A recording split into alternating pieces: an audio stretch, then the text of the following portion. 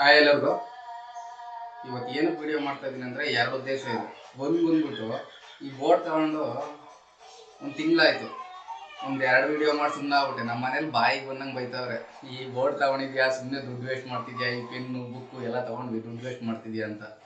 But ಏನಂದರೆ ಅವ್ರಿಗೆ ಗೊತ್ತಿಲ್ಲದಿರೋ ವಿಷಯ ಏನಂದರೆ, ಈ ಪೆನ್ನು ಬುಕ್ಕಿಂದನೇ ನಾನು ಜೀವನ ಮಾಡ್ತಾ ಇರೋದು. ಅದಕ್ಕೆ ರಿಯಲೈಸ್ ಆಗಿದ್ದೀವಿ. ಸೊ ನಮ್ಮ ರಿಯಲೈಸೇಷನ್ ಆಗಿರೋದಂದರೆ ಈ ಪೆನ್ನೇ ನಮ್ಗೆ ಊಟ ಆಗ್ತಾ ಇರೋದು ಇವಾಗ. ಇನ್ನೊಂದು, ಈ ಸ್ಕೂಲು ಇವಾಗೆಲ್ಲ ವೈರಲ್ ಆಗ್ತಿರೋದೇನೆಂದರೆ, ನಮ್ಮ ಎಜುಕೇಷನ್ ಸಿಸ್ಟಮ್ಮು ನಾವು ಇವಾಗಿರೋ ಇದಕ್ಕೆ ಕೋಪ್ ಅಪ್ ಇಲ್ಲ, ಇವಾಗಿರೋ ಟೆಕ್ನಾಲಜಿಗೆ ಕೋಪ್ ಅಪ್ ಇಲ್ಲ ಅಂತಾರೆ. ನಾವು ಎಜುಕೇಷನ್ ಮಾಡ್ಬೇಕಾದ್ರೆ ನಮ್ಗೆ ಕರೆಕ್ಟಾಗಿ ಹೇಳ್ಕೊಂಡು ಕೊಟ್ಟಿದ್ದಾರೆ. ಏನು ಅಂದರೆ ಬದುಕೋದು ಹೆಂಗೆ ಅಂತ ಹೇಳ್ಕೊಂಡು ಕೊಟ್ಟಿದ್ದಾರೆ. ಅದನ್ನು ಕಲಿಸ್ಬೇಕು ಸ್ಕೂಲಲ್ಲಿ. ಏನೇನೋ ಕಲಿಸ್ಬಿಟ್ರೆ ಏನೂ ಆಗಲ್ಲ. ಹೊರಗಡೆ ಬಂದರೆ ಟೆಕ್ನಾಲಜಿ ಅಪ್ಗ್ರೇಡ್ ಆಗ್ತಾನೇ ಇರುತ್ತೆ 10 ವರ್ಷಕ್ಕೆ ಒಂದ್ಸತಿ. ಇನ್ನೊಂದು ಏನಂದರೆ ಇಂಪಾರ್ಟೆಂಟು, ನಮ್ಮ ಸ್ಕೂಲಲ್ಲಿ ಏನು ಹೇಳ್ಕೊಂಡ್ಬಿಟ್ಟಿದ್ರು ಅಂದರೆ, ಇವಾಗ ಬೇಕು ಈ ಪ್ರಪಂಚಕ್ಕಿದು.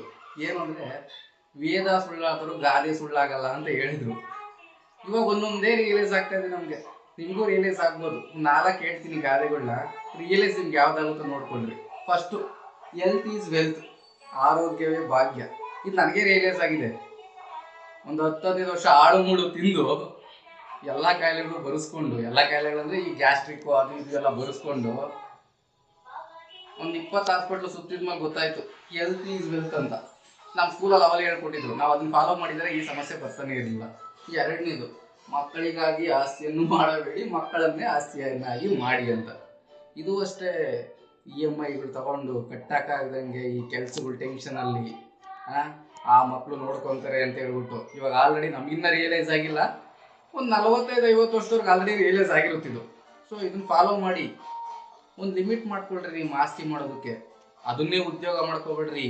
EMI ಕಟ್ಟೋದೇ ಜೀವನ ಅಲ್ಲ. ಇನ್ನೊಂದು ನೋಡ್ರಿ, ಆಸೆಯೇ ದುಃಖಕ್ಕೆ ಮೂಲ. ಇದಂತೂ ಭಾಳ ಇಂಪಾರ್ಟೆಂಟು. ಆಸೆ ಇರಲಿ ನಿಮ್ಮ ಜೀವನದಲ್ಲಿ, ಎಲ್ಲ ನಮಗೆ ಬೇಕು ಅಂತ ದುರಾಸೆ ಬೇಡ. ಇದು ನಿಮ್ಗೆ ರಿಯಲೈಸ್ ಆಗಿರುತ್ತೆ ತುಂಬ ಜನಕ್ಕೆ. ಇದ್ರ ಬಗ್ಗೆ ನಾವು ತುಂಬ ಎಕ್ಸ್ಪ್ಲೇನ್ ಮಾಡೋಕ್ಕೆ ಹೋಗಲ್ಲ. ಬಟ್ ನಾವು ಏನು ಹೇಳ್ತೀವಿ, ನಮ್ಮ ಸ್ಕೂಲಲ್ಲಿ ಅವಾಗೆಲ್ಲ ಎಜುಕೇಷನ್ ಸಿಸ್ಟಮಲ್ಲಿ ಏನೂ ಹೇಳ್ಕೊಂಡು ಕೊಟ್ಟಿಲ್ಲ. ಇದಕ್ಕಿಂತ ಇನ್ನೇನು ಹೇಳ್ಕೊಂಡು ಕೊಡ್ಬೇಕು ನಿಮಗೆ? ಎಲ್ಲ ಇಲ್ಲೇ ಇದೆ. ಇನ್ನೊಂದು, ಮನಸ್ಸಿದ್ದರೆ ಮಾರ್ಗ. ನಾನು ಅದು ಓದ್ಬಿಟ್ಟಿದ್ದೀನಿ, ಇದು ಓದ್ಬಿಟ್ಟಿದ್ದೀನಿ, ನನಗೆ ಕೆಲಸ ಸಿಗ್ತಿಲ್ಲ. ಗುರು, ಏನು ಕೆಲಸನಾದರೂ ಮಾಡು, ನ್ಯಾಯವಾಗಿ ದುಡಿ, ತಿನ್ನು, ಚೆನ್ನಾಗಿರು. 1000 ಕೆಲಸ ಇದ್ದಾವೆ. ಅದೇ ಕೆಲಸ ಬೇಕು ಅಂದರೆ ಏನೂ ಮಾಡೋಕ್ಕಾಗಲ್ಲ. ಇನ್ನೊಬ್ರಂಗೆ ನಾವು ಬದುಕಬೇಕು ಅಂದರೆ ಏನೂ ಮಾಡೋಕ್ಕಾಗಲ್ಲ. ಕಂಪೇರ್ ಮಾಡ್ಕೊಂಡು ಜೀವನ ಮಾಡಬೇಡಿ. ನಿಮ್ಮ ಜೀವನನೇ ಬೇರೆ, ಅವ್ರ ಜೀವನನೇ ಬೇರೆ. ಅವನಿಗೆ 1000 ಪ್ರಾಬ್ಲಮ್, ನಿಮಗೆ 1000 ಪ್ರಾಬ್ಲಮ್. ನೆಮ್ಮದಿಯಾಗಿರ್ರಿ.